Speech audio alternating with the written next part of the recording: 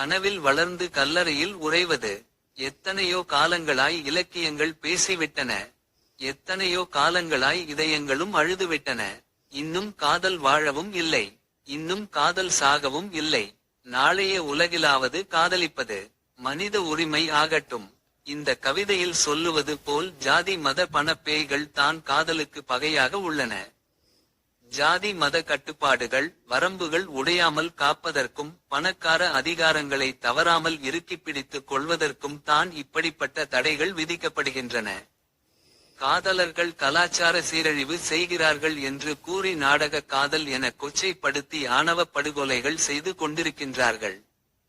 காதல் தான் ஜாதி மத வேற்றுமைகளை தகர்த்தெறியும் கருவி என்று நமது சான்றோர்கள் சொல்லி உள்ளதை புரிந்து கொண்டால், அது ஒரு மானுட விழுமியம் என்பதை தெளிவாக தெரிந்து கொண்டால் காதலர் தினம் இனிக்கும்.